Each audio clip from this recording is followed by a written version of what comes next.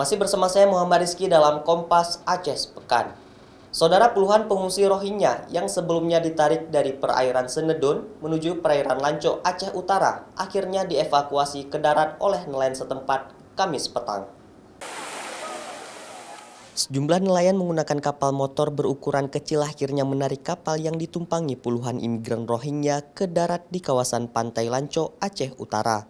Aksi penyelamatan para pengungsi Rohingya ini dilakukan setelah adanya aksi yang dilakukan oleh warga dan nelayan di kawasan Lancok yang menolak pemerintah untuk membawa Rohingya tersebut keluar dari perairan Indonesia. Hal itu dilakukan nelayan karena rasa prihatin akan kondisi pengungsi Rohingya yang semakin lemah karena sebelumnya telah lama berada di lautan. Kemudian para nelayan dan warga pun ikut antusias bahu-membahu membantu proses evakuasi Rohingya tersebut ke daratan.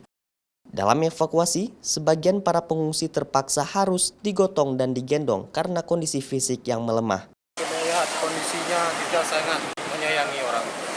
Karena kita semua tengok orang itu manusia, kita pun manusia. Cuma dari semenjak kemarin sampai sekarang pemerintah belum ada solusi apa-apa. Supaya orang ini dikasih turun.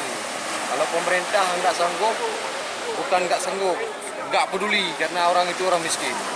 Setelah proses evakuasi selesai, kemudian para pengungsi Rohingya ditempatkan sementara di sejumlah pondok yang ada di pantai guna menunggu hujan reda.